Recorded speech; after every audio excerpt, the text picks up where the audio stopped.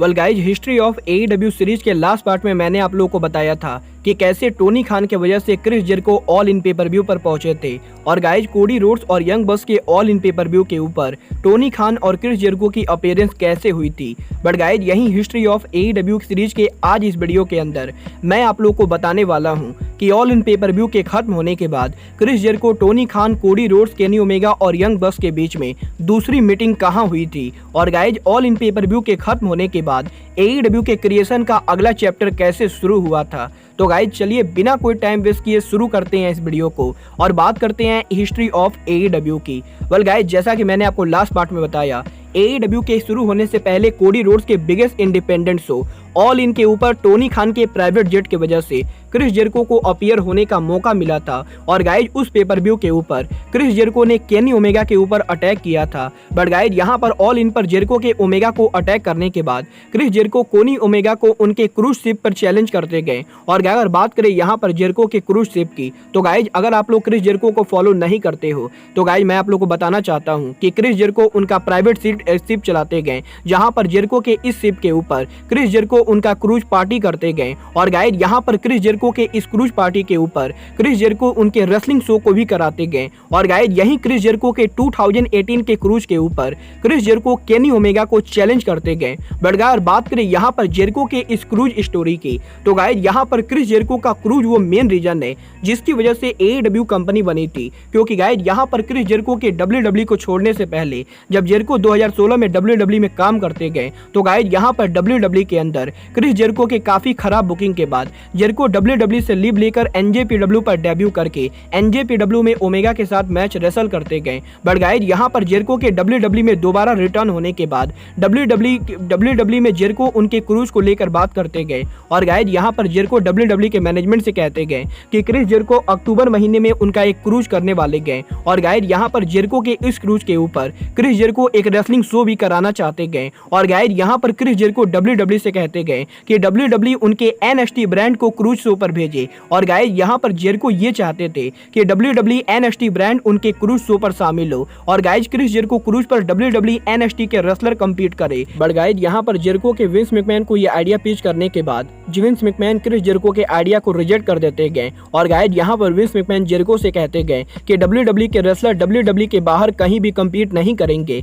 और guys, Vince McMahon को नहीं लगता है कि क्रिस जेरिको का क्रूज WWE NXT के साथ शो करना जेरिको का बढ़िया आइडिया है। और गाइज, यहाँ पर विंस मैकमैन के जेरिको को रिजेक्ट करने के बाद WWE द्वारा जेरिको को दोबारा डिसरिस्पेक्ट किया जाता है। और गाइज, इस बार जेरिको के WWE से डिसरिस्पेक्ट होने के बाद क्रिस जेरिको WWE से काफी ज्यादा नाराज होते गए। और गाइज, यहाँ पर इसी वजह से क्रिस जेरिको कोडी रोड से बात करते गए, जहाँ पर क्रिस जेरिको के कोडी रोड से बात करने के बाद कोडी रोड्स उनके उस टाइम के होम प्रमोशन ROH रेसलिंग से बात करते गए। और गाइज, यहाँ पर कोडी रोड्स की वजह से ROH रेसलिंग उनके शो को जेरिको के क्रूज पर लाने के लिए मान जाते गए। और गाइज, इसके बाद अक्टूबर 2018 के अंदर क्रिस जेरिको के क्रूज के ऊपर ROH रेसलिंग के रेसलर कम्पीट करते गए। और गाइज, यहाँ पर क्रिस जेरिको क्रूज वो शो होता है जहाँ पर दोबारा से टोनी खान, एलीट और जेरिको की मीटिंग होती गई।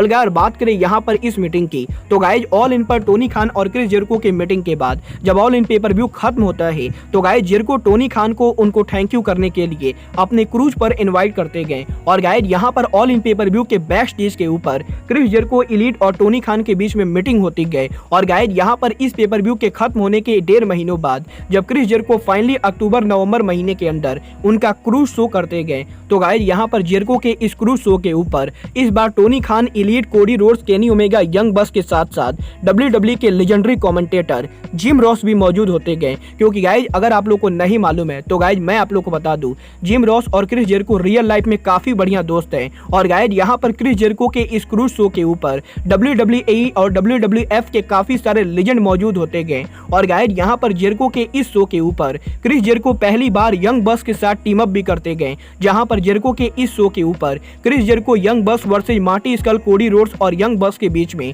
हमें एक ट्रियोस ड्रीम मैच देखने को मिलता है। और गाइज, क्रिस जेरिको क्रूज पर जब ये सब कुछ हो रहा होता है, तो गाइज, टोनी खान भी उसी क्रूज पर मौजूद होते गए। और गाइज यहीं क्रिस जेरिको क्रूज के खत्म होने के बाद टोनी खान, एलीट और कोडी रोड्स के बीच में एक सीक्रेट मीटिंग होती गई, जहां पर इस मीटिंग के ऊपर टोनी खान क्रिस जेरिको को दोबारा कॉन्ट्रैक्ट ऑफर देते गए। और गाइज यहां पर करीबन 1 साल पहले टोनी खान के ऑफर को रिजेक्ट करने के बाद जब क्रिस जेरिको को टोनी खान की तरफ से दोबारा कॉन्ट्रैक्ट ऑफर मिलता है, तो गाइज इस बार क्रिस जेरिको टोनी खान के ऑफर को लेकर सोचने लगते गए, क्योंकि गाइज यहां पर विंस मैकमैन के पास जब क्रिस जेरिको एनएक्सटी को लेकर क्रूज करने के लिए गए थे, तो गाइज यहां पर विंस मैकमैन ने जेरिको को डिसरिस्पेक्ट करके जेरिको के आइडिया को रिजेक्ट कर दिया था। और गाइज इसीलिए क्रिस जेरिको को लगता है कि जब WWE ही क्रिस जेरिको के साथ लॉयल नहीं रहना चाहती गए, तो गाइज जेरिको को भी WWE के साथ लॉयल रहने की जरूरत नहीं गई। और गाइज क्योंकि इस बार टोनी खान ने जो क्रिस जेरिको को ऑफर दिया था वो WWE के क्रिस जेरिको के ऑफर के मुकाबले काफी बड़ा ऑफर था, तो गाइज इसीलिए जेरिको इस बार टोनी खान के आइडिया को एक्सेप्ट करते गए।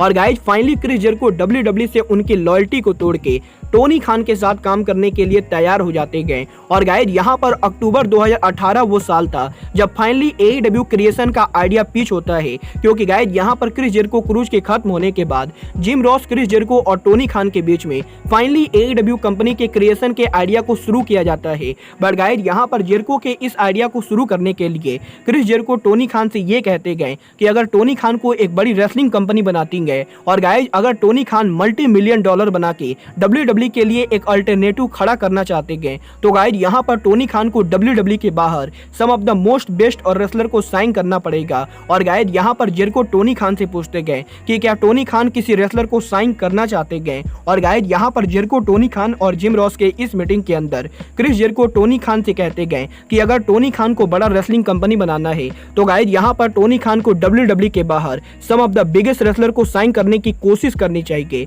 और गाइज यहाँ पर जेरिको के ये कहने के बाद टोनी खान क्रिस जेरिको से कहते गए कि टोनी खान बुलेट क्लब के बहुत ही बड़े फैन हैं। और गाइज यहाँ पर टोनी खान पर्सनली चाहते गए कि टोनी खान के कंपनी के अंदर बुलेट क्लब के मेंबर काम करे। और गाइज यही वो मोमेंट होता है जब फाइनली टोनी खान एक बार फिर से एलीट को कांटेक्ट करते गए। और गाइज इस बार टोनी खान के एलीट को कांटेक्ट करने के बाद AEW का क्रिएशन फाइनली हो ही जाता है। वेल गाइज यहाँ पर टोनी खान के एलीट को कांटेक्ट करने के बाद टोनी खान, एलीट और जेरिको की मीटिंग में क्या हुआ, और गाइज AEW कंपनी का पहला आइडिया कैसे पिच हुआ, ये सभी चीजें मैं आपको इस सीरीज के अगले पार्ट में बताऊंगा। बट गाइज अब आज के इस वीडियो में बस इतना ही। मैं मिलता हूँ आपसे अपने अगले वीडियो में। बट गाइज तब तक के लिए good bye, good night and bang.